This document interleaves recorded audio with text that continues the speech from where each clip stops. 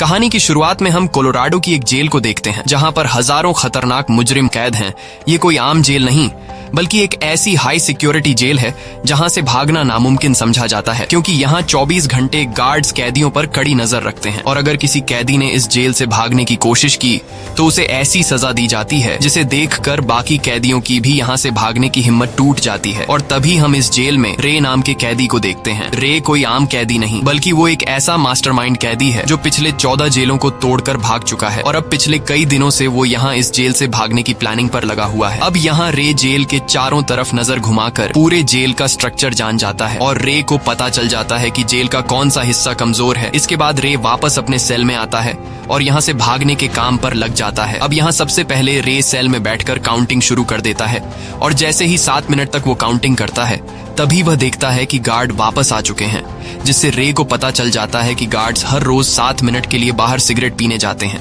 अब रे गार्ड की रूटीन को तो जान चुका होता है, लेकिन जिस सेल में रे को बंद किया जाता है वो सेल एक इलेक्ट्रॉनिक लॉक सिस्टम से बंद और खोला जाता है। इसलिए अब किसी भी कीमत पर रे को यहाँ से निकलने के लिए उस इलेक्ट्रॉनिक लॉक का कोड जानना था। और एक दिन जब गार्ड रे को सेल में खाना देने के लिए आते हैं तब रे की नजर खाने के साथ आए दूध के डिब्बे पर पड़ती है, जिसे देखकर रे के दिमाग में एक आइडिया आता है और रे ने जल्दी से उस डिब्बे के ऊपर से एक प्लास्टिक शीट निकाल ली। अब बाहर जाते वक्त रे ने चुपके से उस प्लास्टिक शीट को इलेक्ट्रॉनिक लॉक पर चिपका दिया। बाहर आकर रे ने अपने साथियों को एक सीक्रेट भाषा में लेटर लिखा जिसमें रे का इस जेल से निकलने का डेट और टाइम लिखा हुआ था। और उस लेटर को पढ़कर बाहर रे के साथी समझ गए कि हमें क्या करना है। अब जब रे वापस अपने सेल में आया और उसने इलेक्ट्रॉनिक लॉक से वो प्लास्टिक शीट निकाली तो उस शीट पर गार्ड्स के टाइप किए हुए कोड रे को पता चल गए। अब बारी थी यहाँ से निकलने की,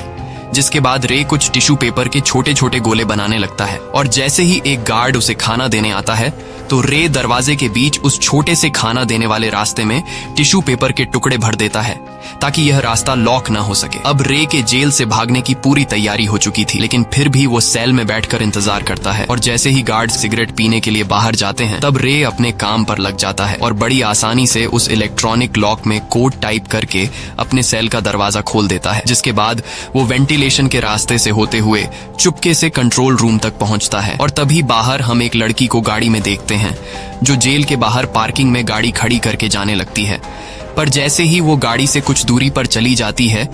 तभी उस गाड़ी में ब्लास्ट होता है, जिसकी आवाज सुनकर सभी गार्ड्स का ध्यान उस तरफ चला जाता है और अब रे को यहाँ से भागने का पूरा मौका मिल जाता है। जिसके बाद वो जल्दी से कंट्रोल रूम में अपने सेल के कैमरे को रिवर्स फुटेज पर लगा देता है, जिससे गार्ड को पता ही नहीं चलता कि रे जेल से भाग चुका है, बल्कि स्क्रीन में रिवर्स फुटेज को देखते हुए गार्ड्स को लगता है कि रे अभी भी सेल में मौजूद है। कुछ देर बाद बाहर आग को बुझाने के लिए एक फायर फाइटर की टीम आती है और यहाँ हम देखते हैं कि रे ने भी एक फायर फाइटर के कपड़े पहनकर जेल से बाहर आ गया है। तभी यहाँ एक गाड़ी आती है जिसमें रे के 2 साथी बैठे होते हैं और रे गाड़ी में बैठकर जेल से फरार हो जाता है। कुछ दूर आगे जाने के बाद रे के साथी रे को एक सुनसान सड़क पर छोड़ देते हैं क्योंकि उन्हें लगा कि रे अब पूरी तरह से आजाद हो चुका है। लेकिन तभी वहाँ पर पुलिस की एक गाड़ी आती है और पुलिस वाले रे को देख लेते हैं। रे को देखकर पुलिस वाले समझ जाते हैं कि यह एक जेल से भागा हुआ कैदी है, क्योंकि रे ने अभी भी एक कैदी के कपड़े पहने होते हैं। इसलिए पुलिस फिर से रे को पकड़ लेती है। पर तभी वहां एक आदमी आता है और वो आदमी पुलिस को कुछ पेपर दिखाता है, जिसे देखकर पुलिस वाले रे को छोड़ देते हैं। यहाँ हमें पता चलता है कि इस आदमी का नाम क्लार्क है और क्लार्क रे का दोस्त है। इसके बाद क्लार्क रे को सीधा उसी जेल के वार्डन के पास लेकर जाता है जहाँ से अभी कुछ देर पहले रे फरार हुआ था। वार्डन रे को देखकर चौंक जाता है और उससे पूछता है कि तुम यहाँ पर क्या कर रहे हो, तुम एक मुजरिम हो, तुम्हें तो जेल में होना चाहिए था। तब क्लार्क जेल के वार्डन से कहता है कि मैं और रे हम दोनों एक सिक्योरिटी कंपनी के लिए काम करते हैं। रे कोई मुजरिम नहीं है, बल्कि इसका काम ही यही है कि यह एक मुजरिम बनकर जेल में जाता है, ये पता लगाने के लिए कि इस जेल की सिक्योरिटी अच्छी है या फिर नहीं। और आज तुम्हारे जेल से फरार होकर रे ने साबित कर दिया कि तुम्हारे जेल से भी कैदी भाग सकते हैं, लेकिन तुम्हें घबराने की जरूरत नहीं, क्योंकि रे इससे पहले भी 14 जेलों से भाग चुका है। ये सब सुनकर वार्डन रे से कुछ नहीं कहता और ये दोनों वहाँ से निकल जाते हैं। और यहाँ हमें रे के काम के बारे में पता चल जाता है और रे को इस मुश्किल काम को अंजाम देने के काफी मोटी रकम दी जाती है। अगले दिन रे जब अपने साथियों के साथ ऑफिस में होता है तभी वहाँ पर एक CIA एजेंट आती है जिसका नाम जेसिका है। जेसिका जेसिका रे से कहती है कि मेरे पास तुम्हारे लिए एक नया काम है और तुम्हें इस काम के डबल पैसे दिए जाएंगे। वह रे को बताती है कि तुम्हें एक जेल में जाना होगा जिसे दुनिया का सबसे सिक्योर जेल माना जाता है, लेकिन वह जेल एक सीक्रेट जगह पर बनाया गया है जिसके बारे में कुछ ही लोग जानते हैं कि वह जेल कहां पर है। इसलिए मैं चाहती हूं कि तुम उस जेल में जाओ और साबित कर दो कि उस जेल से भागा जा सकता है, क्योंकि यह काम तुम्हारे अलावा और कोई भी नहीं कर सकता। लेकिन तुम्हें डबल पैसे देने के लिए शर्त यह है कि जब तुम उस जेल में जाओगे तो तुम्हारी टीम तुम्हारी मदद नहीं कर सकती और किसी को भी पता नहीं होगा कि तुम कहां पर हो। ये सुनकर रे की टीम जेसिका का यह ऑफर रिजेक्ट कर देती है। तब वह लड़की रे को बहकाते हुए कहती है कि मैंने तुम्हारे बारे में बहुत कुछ सुना है, इसलिए अगर तुमने मेरा यह ऑफर रिजेक्ट कर दिया तो मैं समझ जाऊंगी कि तुमने जो 14 जेलों से भागने की किताब बनाई है वो सब झूठ है। यह सुनकर रे छिड़ जाता है और उस लड़की का ऑफर एक्सेप्ट कर लेता है। ऑफर एक्सेप्ट करने के बाद वो लड़की रे को पूरी प्लानिंग समझाने लगती है और कहती है कि उस जेल में तुम्हारा नाम एंथोनी होगा और तुम एक स्मगलर के केस में जेल जाओगे। तब रे कहता है कि अगर मैं उस जेल से भागने में नाकाम हुआ तब मैं उस जेल से खुद को कैसे छुड़ाऊंगा। ये सुनकर वह लड़की कहती है कि उस जेल के वार्डन का नाम रॉजर है और तुम उसे एक कोड कहना और तुम्हारा कोड है 310275। ये कोड सुनकर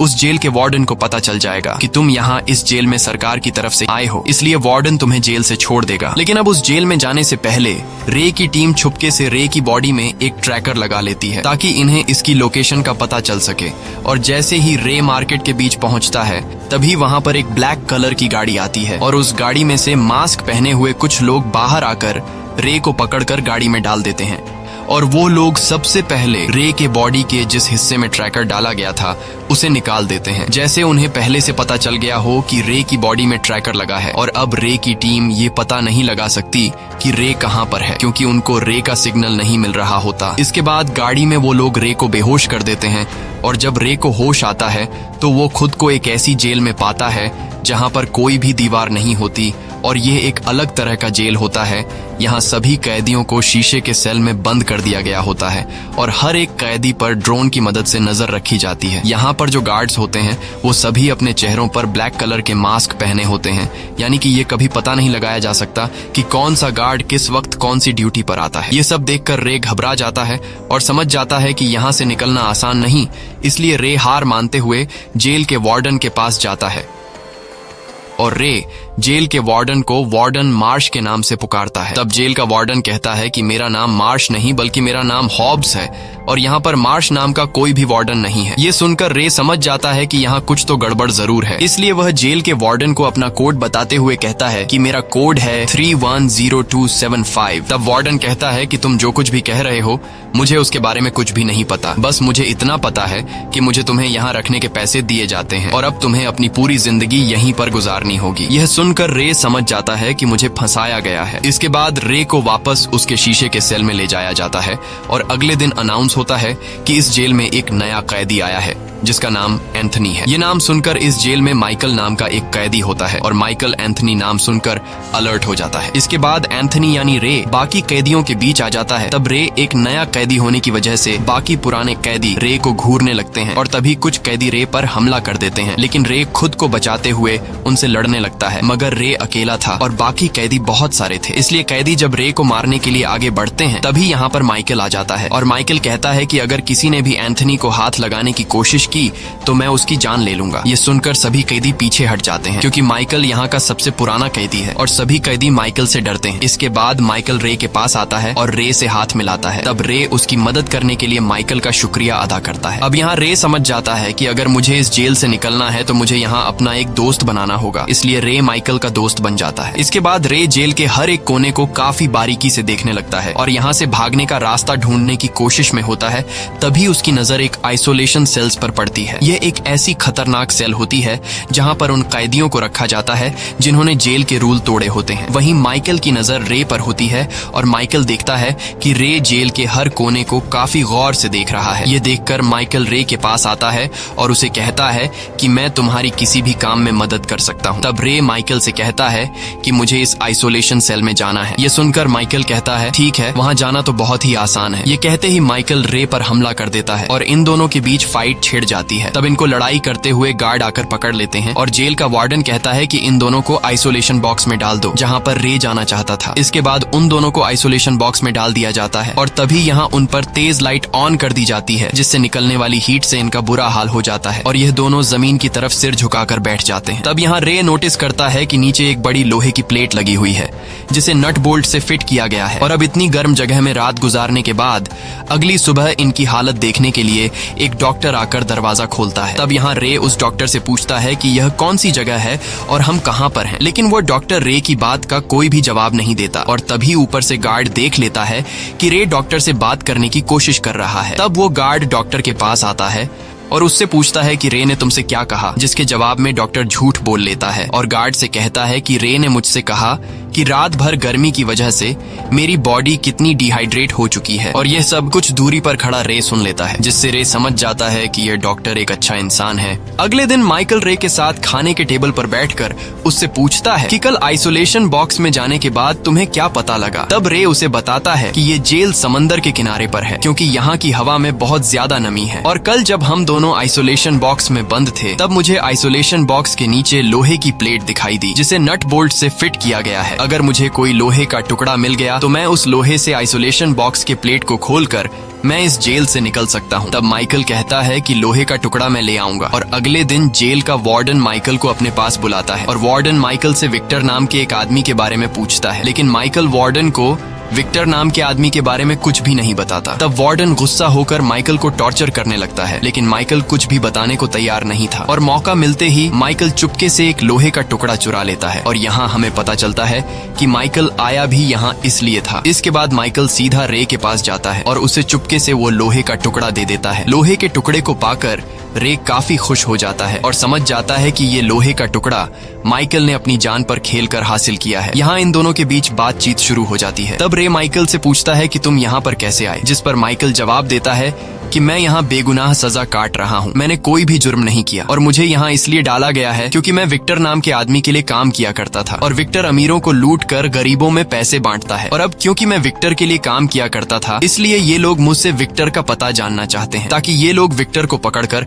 उससे सारा पैसा छीन ले, लेकिन मैं इन्हें कभी भी विक्टर का पता नहीं दूंगा। अब माइकल रे से पूछता है कि तुम यहाँ पर कैसे आए। तब रे उसे बताता है कि मैं पहले एक वकील हुआ करता था, मैंने एक मुजरिम को सजा दिलवाई थी, लेकिन एक दिन वो मुजरिम जेल से भाग गया और उस मुजरिम ने मुझसे बदला लेने के लिए मेरे घर आकर उसने मेरी वाइफ को मार डाला। मेरी वाइफ के मरने के बाद मेरी जिंदगी उजड़ गई और बस उस दिन के बाद मैंने ठान लिया कि मुजरिम को सजा देना काफी नहीं बल्कि जिन जेलों में मुजरिम रहते हैं उन जेलों की सिक्योरिटी को चेक करना भी जरूरी है। इसलिए अब मैं एक सिक्योरिटी कंपनी के लिए काम करता हूँ और मैंने पिछले 4 साल में 14 जेल को तोड़कर भाग चुका हूँ। ये काम मैं इसलिए करता हूँ ताकि फिर से कोई मुजरिम जेल से छूटकर किसी वकील की फैमिली को नुकसान न पहुंचा सके, लेकिन अब मैं यहाँ पर फंस चुका हूँ क्योंकि मैंने 14 जेलों से भागने पर जो किताब लिखी थी वो किताब इस जेल के वार्डन के पास है और वार्डन ने मेरी किताब पढ़कर उन 14 जेलों के वार्डन्स ने जो गलतियां की थी इस जेल के वार्डन ने उन सभी गलतियों को सुधार कर ये जेल बनाई है। इसलिए इस जेल से भागना बहुत ही ज्यादा मुश्किल है, लेकिन अच्छी बात यह है कि जेल के वार्डन को अभी तक ये नहीं पता कि मैं ही 14 जेलों को तोड़कर भागने वाला रे हूँ, बल्कि मुझे वार्डन एंथनी नाम का एक कैदी समझता है। तब माइकल कहता है कि यहाँ मेरे और तुम्हारी तरह बाकी जितने भी कैदी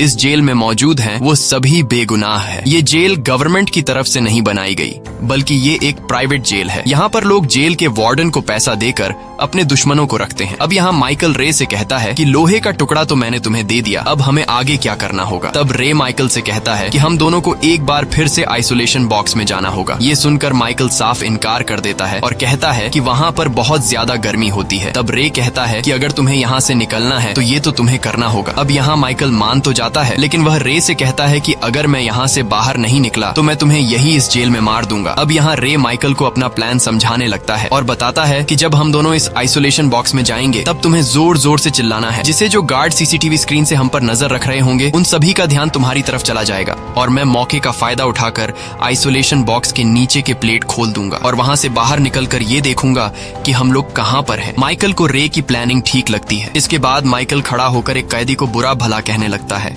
और उस कैदी का नाम जावेद है। ये सब सुनकर जावेद के साथी माइकल और रे पर हमला कर देते हैं और यहाँ पर झगड़ा शुरू हो जाता है। यहाँ फाइट के दौरान रे चुपके से एक रोटी टेबल से उठाकर अपने पास रख लेता है। तभी यहाँ पर गार्ड्स आ जाते हैं और गार्ड्स इन सभी को अलग अलग आइसोलेशन बॉक्स के अंदर बंद कर देते हैं। बॉक्स के अंदर जाने के बाद वहाँ पर तेज लाइट ऑन हो जाती है। लाइट के ऑन होते ही माइकल जोर से चिल्लाने लगता है, जिससे सभी गार्ड्स का ध्यान माइकल की तरफ चला जाता है और मौके का फायदा उठाते हुए रे जल्दी से अपने जेब से रोटी निकालकर उसे चबाने लगता है और फिर उस रोटी को मुंह से निकालकर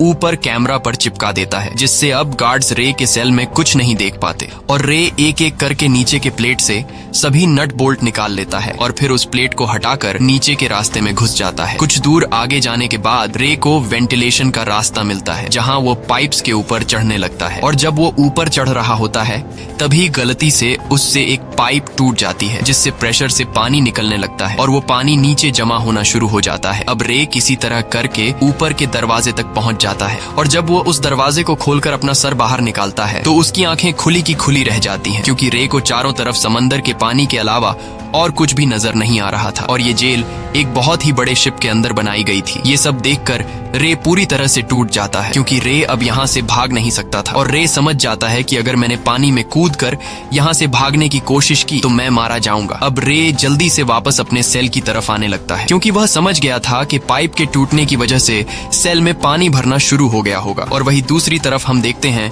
कि आइसोलेशन बॉक्स में जितने भी कैदी बंद है वहां पर पानी भरना शुरू हो गया है, इसलिए यहाँ रे जल्दी से पाइप के जरिए नीचे उतरने लगता है, लेकिन तभी उसका पांव फिसल जाता है, जिससे वह नीचे गिर जाता है। मगर अच्छी बात यह थी कि पाइप से पानी निकलने की वजह से नीचे ढेर सारा पानी जमा हो गया होता है, जिस वजह से रे को चोट नहीं आती। वही जेल का वार्डन जब देखता है कि सेल्स में पानी भरने लगा है, तब वह अपने गार्ड से कहता है कि जल्दी सभी कैदियों को आइसोलेशन बॉक्स से बाहर निकालो, जिसके बाद गार्ड्स एक एक करके सभी कैदियों को बाहर निकालने लगते हैं। और इससे पहले कि वो रे के बॉक्स का दरवाजा खोलते, रे अपने बॉक्स में पहुंच जाता है और वह जल्दी से वापस प्लेट लगाकर उस पर नट बोल्ट फिट कर देता है। साथ ही साथ उसने कैमरा पे जो रोटी लगाई थी वो भी उतार लेता है और तभी गार्ड्स बॉक्स का दरवाजा खोलकर रे को बाहर निकाल लेते हैं। वही दूसरी तरफ रे की जो टीम होती है वह रे के लिए परेशान होती है, इसलिए रे की टीम क्लार्क के ऑफिस में जाती है और उससे रे के बारे में पता लगाने को बोलते हैं। तब क्लार्क कहता है कि तुम दोनों परेशान मत हो, मैंने अपने एक आदमी को रे को ढूंढने के काम पर लगा दिया है और रे जल्द ही मिल जाएगा। अब यहाँ रे की टीम के जाने के बाद क्लार्क सीधा वार्डन को कॉल करता है और क्लार्क वार्डन से कहता है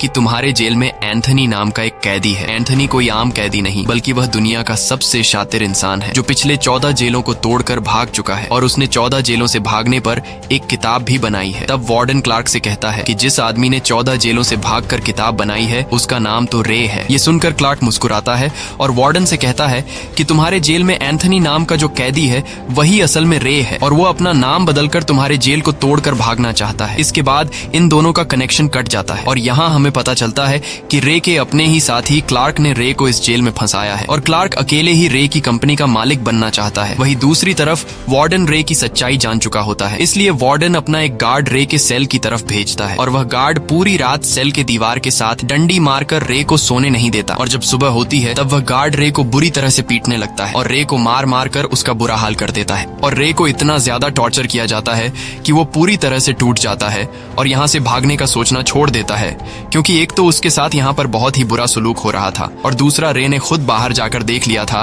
कि ये जेल समुद्र के बीचों बीच एक शिप पर बनाया गया है, इसलिए रे समझ जाता है कि यहाँ से भागना इम्पॉसिबल है। और अगले दिन रे जब माइकल से मिलता है तब माइकल रे से पूछता है कि तुमने बाहर क्या देखा, जिस पर रे बताता है कि यह कोई आम जेल नहीं बल्कि यह जेल समुद्र के बीचों बीच एक बड़े से शिप पर बनाई गई है। किसी को नहीं पता कि हम कहाँ पर है, इसलिए मेरी तरह तुम भी अपने दिमाग से यहाँ से भागने का ख्याल निकाल दो। तब माइकल रे को मोटिवेट करता है और कहता है कि तुम्हें हिम्मत नहीं हारनी होगी, तुम्हें जिन लोगों ने यहाँ पर फंसाया है उनसे तुम्हें बदला लेना होगा और यहाँ पर इस तरह की जिंदगी जीने से अच्छा है कि तुम एक बार यहाँ से भागने की कोशिश तो करो। ये सुनकर रे के अंदर एक बार फिर से यहाँ से भागने का जज्बा पैदा हो जाता है और यह दोनों आगे की प्लानिंग पर लग जाते हैं। अब यहाँ इन दोनों को सबसे पहले यह पता लगाना था कि यह लोग समुद्र के किस हिस्से में हैं। अब यह पता लगाने के लिए माइकल जानबूझकर रे को जख्मी कर देता है और फिर रे अपने जख्म की मरहम पट्टी करने करने के लिए डॉक्टर के पास जाता है और रे डॉक्टर से पूछता है कि आपको हमें बताना होगा कि हम लोग कहाँ पर हैं, लेकिन डॉक्टर उसे कुछ भी नहीं बताता और मौका मिलते ही रे वहाँ से एक सफेद शीट चुरा लेता है, जिसके बाद वह माइकल के पास आता है और यहाँ ये दोनों एक कैदी से चश्मे लेकर उस सफेद शीट से एक डिवाइस बना लेते हैं। ये एक ऐसी डिवाइस होती है जिससे इन्हें पता चल सकता है कि यह लोग इस वक्त कहाँ पर हैं, लेकिन रे कहता है कि इसके लिए हमें रात के वक्त शिप के छत पर जाना होगा और आसमान में तारों की मदद से हम यह पता लगा सकते हैं कि इस वक्त हम कहाँ पर हैं। अब ये दोनों बातें कर ही रहे होते हैं कि तभी वहाँ पर दो गार्ड आते हैं और वह गार्ड इन दोनों को एक साथ देखकर उन्हें मारने लगते हैं, क्योंकि ऊपर कैमरा से वार्डन ने इन दोनों को एक साथ देख लिया था और वार्डन समझ गया कि यह दोनों यहाँ से भागने की प्लानिंग बना रहे हैं। इसके बाद रे को वार्डन के रूम में ले जाया जाता है, जहाँ वार्डन रे से कहता है कि मुझे पता चल गया है कि तुम्हारा नाम एंथनी नहीं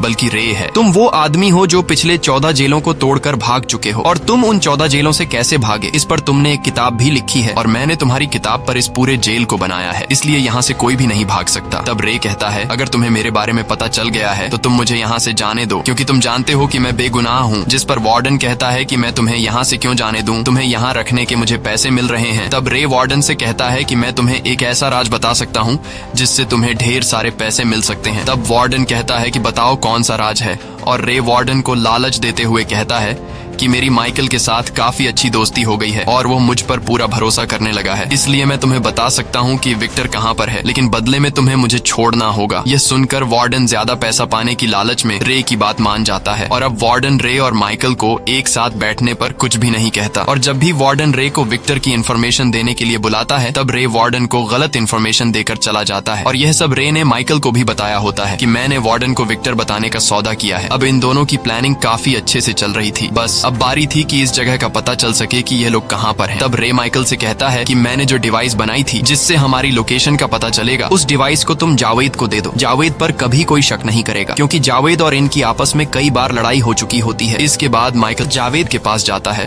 और उसे कहता है क्या तुम यहाँ से भागना चाहोगे? तब जावेद हाँ में जवाब देता है और फिर यह लोग जावेद को अपनी टीम में शामिल करके उसे पूरा प्लान समझा देते हैं। जिसके बाद जावेद सीधा वार्डन के पास जाता है और उससे कहता है कि जेल में कुछ ऐसे कैदी है जो यहाँ से भागने की प्लानिंग कर रहे हैं, इसलिए अगर तुम मुझे अपना जासूस बना लो तो मैं उन कैदियों के नाम और उनके प्लान के बारे में तुम्हें बता सकता हूँ, लेकिन शर्त ये है कि तुम मुझे खुले आसमान के नीचे नमाज अदा करने दोगे। तब वार्डन उसकी बात मान जाता है और जब जावेद खुले आसमान के नीचे जाता है तब वह ऊपर आसमान में तारों को देखकर उस डिवाइस पर निशान लगा देता है। इसके बाद जावेद वह डिवाइस रे को दे देता है, जिसे देखकर रे को पता चल जाता है कि यह शिप अटलांटिक ओशन में है और यह शिप मोरक्को के आसपास है। ये सुनकर माइकल कहता है कि मोरक्को में मेरा एक दोस्त है जो मुझे जानता है और वह हमारी मदद जरूर करेगा, लेकिन सबसे बड़ी प्रॉब्लम यह है कि हम उस तक इन्फॉर्मेशन कैसे पहुंचाएंगे कि हम लोग यहाँ पर हैं। तब रे कहता है कि यह काम मैं कर सकता हूँ और रे सीधा जाता है डॉक्टर के पास और डॉक्टर से कहता है कि तुम जानते हो कि मैं यहाँ पर बेगुनाह सजा काट रहा हूँ, इसलिए तुम्हें हमारी मदद करनी होगी। अब पहले तो डॉक्टर रे की मदद करने को तैयार नहीं होता, लेकिन रे के बार बार कहने पर डॉक्टर उसकी मदद करने को तैयार हो जाता है और डॉक्टर सीधा कंट्रोल रूम में जाकर माइकल के साथी को मैसेज सेंड कर देता है और साथ ही साथ टाइम भी बता देता है कि इस टाइम पर तुम्हें यहाँ पहुँचना है। वहीं दूसरी तरफ जावेद वार्डन को बता देता है कि कल यहाँ से रे भागने वाला है और भागने से पहले रे ब्लॉक सी में झगड़ा करवाएगा। ये खबर सुनकर वार्डन रे पर नजर रखने लगता है और ब्लॉक सी यानी कि जहाँ पर झगड़ा होने वाला है वहाँ पर वार्डन सभी गार्ड्स को भेज देता है और जैसे ही सुबह होती है तब झगड़ा ब्लॉक सी में नहीं बल्कि ब्लॉक ए में होता है, यानी कि जावेद ने वार्डन से झूठ बोला था और यह इन तीनों का प्लान था। और इसी बात का फायदा उठाते हुए ब्लॉक ए से माइकल, रे और जावेद ये तीनों ऊपर की तरफ भागना शुरू कर देते हैं, लेकिन इससे पहले कि यह तीनों यहाँ से निकल पाते तब इस बात की खबर वार्डन को लग जाती है और वार्डन जेल के सभी दरवाजों को लॉक कर देता है, जिस वजह से अब यह तीनों के तीनों अंदर फंस जाते हैं। यहाँ रे जल्दी से कैमरा के वायर काटकर सभी कैमरा बंद कर देता है, लेकिन कैमरा बंद होने के बावजूद भी गार्ड्स उन तक पहुंच जाते हैं और गार्ड्स उन पर फायरिंग करना शुरू कर देते हैं। अब ये लोग खुद को बचाते हुए वहाँ से भागने लगते हैं, लेकिन इस दौरान एक गोली जावेद को लग जाती है जिससे वह बुरी तरह से घायल हो जाता है। अब यहाँ ये लोग जवाबी फायरिंग में सभी गार्ड्स को मार गिराते हैं। और रे को समझ नहीं आ रहा होता कि सभी कैमरा बंद करने के बावजूद भी गार्ड्स हम तक कैसे पहुंच रहे हैं। तभी यहाँ रे को एक मोशन डिटेक्टर नजर आता है, जिसे देखकर रे फौरन उस मोशन डिटेक्टर को खराब कर देता है और अब वार्डन को इन तीनों का सिग्नल आना बंद हो जाता है। यहाँ रे माइकल से कहता है कि अगर हम तीनों को यहाँ से निकलना है तो हमें सबसे पहले जहाज का इंजन बंद करना होगा, तब जाकर ऊपर का दरवाजा खुलेगा। इसलिए मैं जहाज का इंजन बंद करने जा रहा हूँ और जहाज का इंजन बंद होते ही तुम्हारे लिए ऊपर छत का दरवाजा खुल जाएगा, जिसके बाद तुम जावेद को अपने साथ लेकर ऊपर शिप पर चले जाना। तब माइकल कहता है कि तुम्हारा क्या होगा, तुम यहाँ से कैसे निकलोगे? जिस पर रे जवाब देता है कि मेरे लिए परेशान मत हो, मेरे पास प्लान बी है जिसका मैं यहाँ से निकलने के लिए इस्तेमाल करूंगा। ये कहते हुए रे शिप के इंजन को बंद करने के लिए निकल पड़ता है और यहाँ माइकल जावेद को हिम्मत दिलाकर आगे बढ़ने को कहता है, लेकिन जावेद कहता है कि मैं अब और आगे बढ़ नहीं सकता क्योंकि गोली लगने की वजह से मेरा बहुत ज्यादा खून बह चुका है, इसलिए मैं जिंदा बच नहीं पाऊंगा। बस जाने से पहले तुम मुझे अपनी बंदूक दे दो। जिसके बाद माइकल जावेद को अपनी बंदूक दे देता है और न चाहते हुए वह जावेद को अकेला छोड़कर ऊपर छत की तरफ निकल पड़ता है। अब वहाँ पर जब गार्ड्स आते हैं तो जावेद इन सब पर गोलियां चलाता है और बड़ी बहादुरी से उनका मुकाबला करता है, लेकिन आखिर में गार्ड्स जावेद को गोलियों से छलनी कर देते हैं। वहीं दूसरी तरफ रे इंजन को बंद कर देता है और इंजन के बंद होते ही माइकल ऊपर के दरवाजे को खोल देता है और शिप के ऊपर आ जाता है। तभी वहाँ पर माइकल का साथी भी हेलीकॉप्टर लेकर पहुंच जाता है और हेलीकॉप्टर में मौजूद माइकल के साथी नीचे शिप पर मौजूद गार्ड्स पर गोलियां बरसाना शुरू कर देते हैं और माइकल दौड़ते हुए हेलीकॉप्टर तक पहुंच जाता है। हेलीकॉप्टर तक पहुंचने के बाद माइकल बंदूक उठाकर जो गार्ड्स उसका पीछा कर रहे होते हैं, माइकल उन पर गोलियां चलाकर उन्हें मार देता है। अब यहाँ हेलीकॉप्टर का पायलट माइकल से कहता है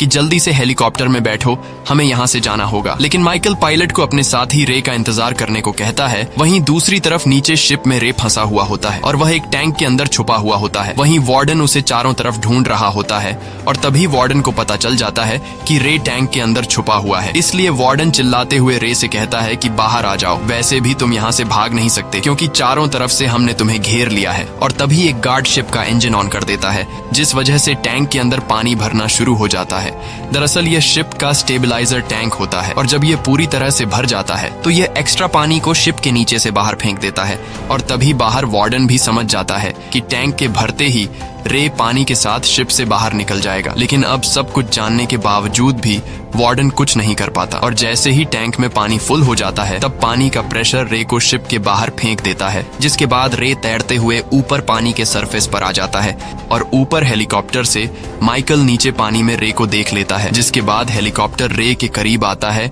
और माइकल हेलीकॉप्टर से रे के लिए नीचे सीढ़ी फेंक देता है, जिस पर रे ऊपर हेलीकॉप्टर की तरफ चढ़ने लगता है। लेकिन तभी शिप से वार्डन इन पर गोलियां चलाने लगता है और एक गोली माइकल के कंधे पर लगती है, जिससे माइकल घायल हो जाता है। यह देखकर रे को गुस्सा आ जाता है और रे भी उस तरफ गोलियां चलाने लगता है, लेकिन रे वार्डन को मारने के बजाय उसके पास रखे ऑयल के टैंक्स पर गोलियां चलाता है, जिससे ऑयल बाहर गिरने लगता है और तभी शिप पर एक जोरदार ब्लास्ट होता है, जिसमें वार्डन आग में जलकर मर जाता है। और फाइनली ये दोनों एक इम्पॉसिबल जेल को तोड़कर यहाँ से हेलीकॉप्टर में निकल जाते हैं और समुद्र के किनारे पर लैंड करते हैं, जहाँ पर एक गाड़ी इन्हें लेने आती है और उस गाड़ी में से वही जेसिका नाम की वह लड़की बाहर आती है जिसने रे को इस जेल में जाने का चैलेंज दिया था। और यहाँ पर रे को ये पता चलता है कि जेसिका माइकल की बेटी है और साथ ही साथ उसे यह भी पता चलता है कि माइकल का असली नाम विक्टर है, जिसके बारे में हमेशा वार्डन माइकल से विक्टर के बारे में पूछता था, क्योंकि वार्डन नहीं जानता था कि माइकल ही वही इंसान है जिसे वह ढूंढ रहा है, यानी कि माइकल ही विक्टर है। यहाँ रे को यह भी पता चलता है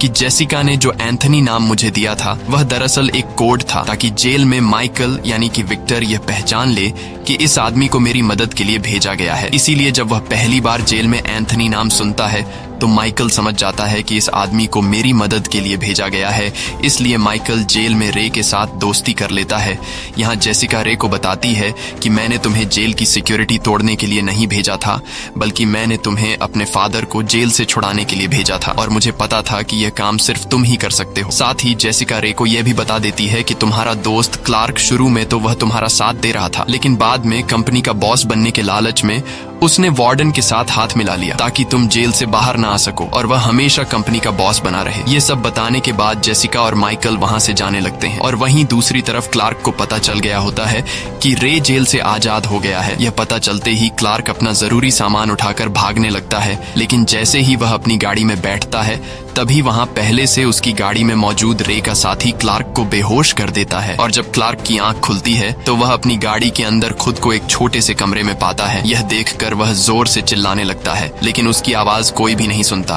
और तभी दिखाया जाता है कि क्लार्क एक बड़े कार्गो शिप के एक कंटेनर में बंद है और किसी को नहीं पता कि यह शिप क्लार्क को कहां पर ले जाएगा और यह कंटेनर कई महीनों बाद भी खुलेगा या फिर नहीं। इसी के साथ ये कहानी खत्म हो जाती है। अगर आपको ये वीडियो अच्छी लगी हो तो हमारे चैनल को सब्सक्राइब और वीडियो को लाइक जरूर कीजिएगा।